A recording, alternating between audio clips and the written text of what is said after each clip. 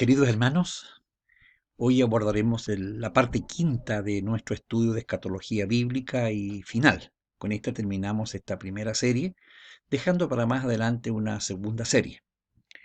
El tema que abordaremos nosotros en el día de hoy tiene que ver ya con lo que dice el libro del Apocalipsis, capítulos 21 y parte del 22. Vamos a ver lo que es y también parte del 19 al final, la última, es decir, tomaremos la última parte del 19, del capítulo 20, luego el 21 y parte del 22. El juicio final y la eternidad. El milenio vimos nosotros que terminaba en el estudio anterior con la última rebelión instigada por Satanás, la última rebelión humana, y vimos cómo Satanás fue apresado y echado al lago de fuego.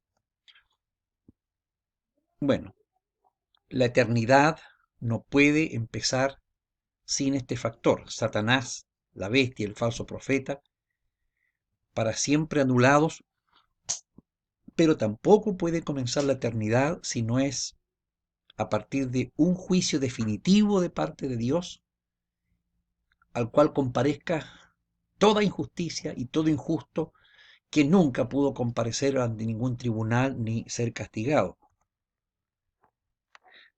Para esta parte, el capítulo 20, versículos 11 al 15, nos muestra la imagen de un gran tribunal que se describe como un gran trono blanco. Dice el versículo 11 del capítulo 20, vi un gran trono blanco y al que estaba sentado en él, de delante del cual huyeron la tierra y el cielo, y ningún lugar se encontró para ellos. Así que está de manera muy solemne esta parte de la historia humana, que es el juicio final, está presidida por alguien que está sentado en el trono. ¿Quién es el juez que está sentado en el trono? Sin duda, a la luz del Nuevo Testamento, es nuestro Señor Jesucristo. Dice Juan 5:22 que Dios le dio al Hijo todo el juicio para juzgar. Lo mismo se reitera en Hechos 10:42, donde dice que Dios a él lo puso como juez de vivos y de muertos. Y esto coincide entonces con esta escena en Apocalipsis 20, versículos 11 al 15. Se describe el trono como un trono blanco. Y muchos comentaristas bíblicos están de acuerdo que esto tiene que ver con dos aspectos del juez: su santidad perfecta, inmaculada, y su perfecta justicia. Luego, dentro de la escena del tribunal, del último y gran tribunal, tenemos que hablar entonces de los que asisten al tribunal, que son los resucitados de la segunda resurrección. Recordemos que en la primera resurrección, la resurrección bienaventurada, resucitaron los creyentes cuando Cristo vino en gloria y majestad a buscar su iglesia. El versículo 12 del capítulo 20 dice: vi a los muertos grandes y pequeños de pie ante Dios. Aunque cualquiera diría que en este pasaje bíblico del tribunal en ninguna parte se indica una segunda resurrección. Bueno, esto está implícito porque ya se habla de una primera resurrección como la resurrección de los creyentes, y aquí se describen los muertos, pero como que no están en su sepultura, sino que están fuera de la sepultura y están de pie ante Dios esperando ser juzgados. Vi a los muertos grandes y pequeños de pie ante Dios. Así que ahí se presume perfectamente la segunda resurrección, que es resurrección para condenación y no para vida eterna. Estos muertos, sin duda, son los muertos impíos. Aquí no están en esta resurrección ni en este tribunal los creyentes en Cristo. Jesús dijo en San Juan 5, 28 y 29 que habrá dos resurrecciones. Él dice que llegará el momento cuando los que están en los sepulcros oirán la voz de Dios, y algunos resucitarán para resurrección de vida y otros para vergüenza y confusión perpetua. Lo mismo que dice en Daniel capítulo 12. El escatólogo y teólogo Evis Carballosa, un teólogo español, en su libro Apocalipsis, la consumación del plan eterno de Dios, enfatiza esto, citando a otro teólogo, Robert Mounce. Él dice, la postura de Robert Mounce es que los muertos en este contexto incluye tanto a justos como injustos. Mounce, sin embargo, no ofrece ninguna razón exegética que justifique su posición. El pasaje, de manera más natural, sugiere que solo los injustos están presentes en este juicio. Y es verdad, hay varios que opinan de que solamente hay una sola resurrección general.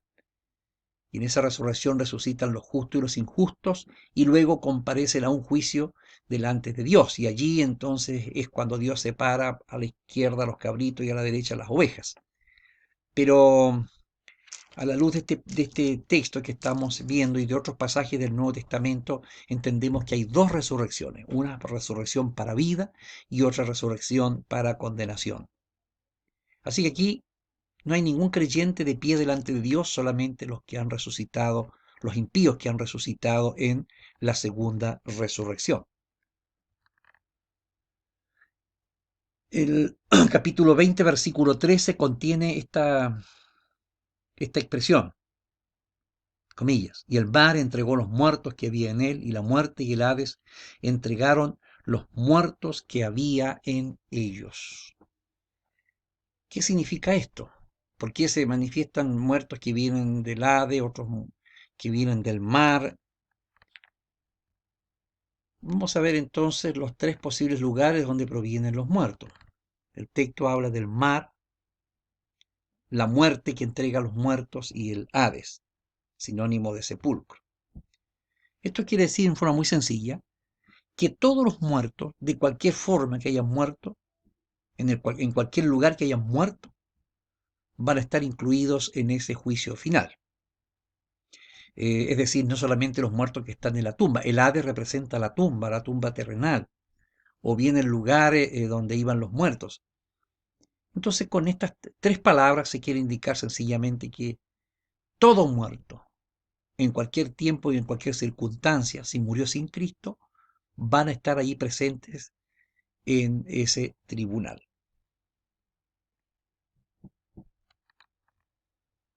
Siguiendo con la escena del tribunal, Juan ve cómo los libros fueron abiertos. Dice el versículo 12, los libros fueron abiertos. La palabra libro, que se traduce en la Reina Valera, en el griego tiene el sentido de un rollo. No es un libro moderno. En ese tiempo solamente habían rollos, no habían libros como los conocemos nosotros en la actualidad. El pasaje completo en Apocalipsis 20:12 dice, vi a los muertos, grandes y pequeños, de pie ante Dios, y los libros fueron abiertos, y otro libro fue abierto, el cual es el libro de la vida. Y fueron juzgados los muertos por las cosas que estaban escritas en los libros según sus obras. Esa frase quiero rescatar, según sus obras. En modo alguno está diciendo que los muertos pueden ser salvos por sus obras. No ese es el sentido de la palabra. Lo que está diciendo aquí es que lo que está diciendo aquí es que hay obras que están escritas, obras malas, bueno, buenas y malas, pero aquí están las obras malas como evidencia de ante el juicio. Las obras entonces son evidencias condenatorias para el gran juez que está ahí juzgando. Todo tribunal requiere un juez, pero también requiere las evidencias. Ahora, la frase fueron juzgados según sus obras también nos sugiere que hay un castigo proporcional.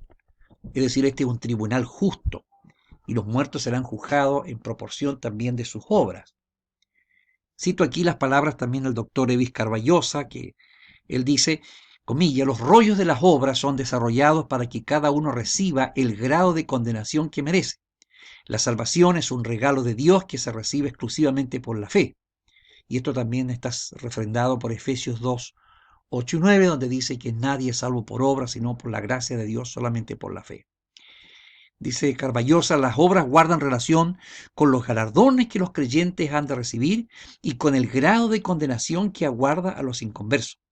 Las obras nos salvan, pero determinan, dice él, el grado de condenación del inconverso y la magnitud de la recompensa del creyente. Entonces una cosa queda en claro aquí: nadie es salvo por las obras, pero también el castigo, no sé en qué medida, ¿no? En qué medida el castigo eterno es también proporcional.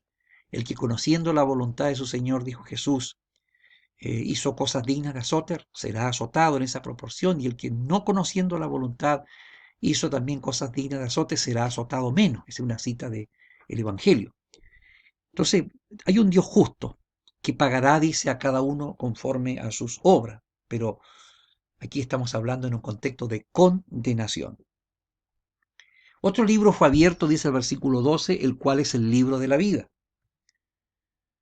Y aquí quiero prestar atención a esto. El libro de la vida es el libro donde están inscritos los nombres de todos los que han creído en Cristo Jesús. Otro escatólogo, el doctor George Eldon Ladd, dice, comentando el libro de Apocalipsis, comillas, dice: si nadie es salvo por sus obras, entonces hay otra posibilidad, el libro de la vida. Este incluye los nombres de todos los que han creído en Cristo. La idea de un libro en el cual estén escritos los nombres de todos los justos se remonta hasta el Antiguo Testamento y aparece varias veces en el Nuevo. Sin duda, nos evoca inmediato aquí el texto de Jesús, cuando anima a sus discípulos, dice: no se regocijen en el poder que Dios les ha dado a ustedes, sino regocijaos de que vuestros nombres están escritos en los cielos. Así que el libro de la vida es determinante. Aquí fue abierto otro libro, que es el libro de las obras, pero el libro que determina si usted pasa o no a vida eterna es el libro de la vida. Finalmente dice el versículo 14 que después de haberse efectuado el juicio, de haber juzgado a los muertos, la muerte y el Hades fueron lanzados al lago de fuego, y esta es la muerte segunda, 20:14. Esto va en consonancia con lo que Pablo dice en 1 Corintios 15:26, que el postrer enemigo que será destruido es la muerte. También el profeta Isaías, hablando en nombre de Jehová, dice que Dios destruirá la muerte. El doctor Ladd dice que la muerte y el Hades, en este contexto está hablando del sepulcro, en este contexto, porque ya explicamos lo que significa el Hades, son personificados y descritos como si fueran echados al lago de fuego junto con la bestia, junto con Satanás y el falso profeta. Juan quiere decir la destrucción final y completa de la muerte y la tumba. Todo lo que significa la vida eterna no puede ser experimentado hasta que la muerte misma sea eliminada del universo. Entonces esa frase es una personificación, la toma como persona, igual que Satanás o el anticristo. Es una forma de decir que la muerte va a ser destruida o eliminada del universo. El versículo 14 aclara esto. Dice que el ser echados al lago de fuego es la muerte segunda. Y entonces este versículo solo se puede entender en el sentido figurado. La idea de una muerte segunda para la misma muerte no tiene sentido. Pero sí tiene sentido si está hablando de la destrucción. El 21:4 dice que en el mundo de Dios, en el nuevo orden, ya no habrá más muerte. La muerte habrá dejado de existir como una realidad ominosa para el ser humano. Y finalmente, el versículo 15, el que no se halló inscrito en el libro de la vida fue lanzado al lago de fuego. El juicio termina dando a entender este triste destino de los que no estaban inscritos en el libro de la vida. Su nombre fue escrito cuando usted aceptó a Jesucristo como su Salvador. Por lo tanto, ahora se espera ahí de parte de todos los muertos que su nombre está escrito. Ellos van a ser testigos cuando se lean los nombres. Pero si el nombre no está escrito, entonces no pasa a la vida eterna. Cuando se habla aquí en la Biblia, en Apocalipsis, del lago de fuego, según algunos comentaristas también, y yo en lo personal también pienso, que la frase lago de fuego parece ser una figura para graficar la condenación o la perdición eterna de la cual habló nuestro Jesús. Citas como Mateo 7:13 y 25:46, Jesús habla de perder el alma o de perderse o de perdición eterna. ¿Qué es la condenación o perdición eterna entonces de la cual habló Jesús? Esa frase, perder el alma o perderse eternamente, en el fondo está indicando una triste realidad: el no haber alcanzado la inmortalidad o la vida eterna, la cual está en Cristo. Es decir, quedar eternamente excluido de la presencia bienaventurada de Dios por toda la eternidad. el alma vivirá en las tinieblas de afuera.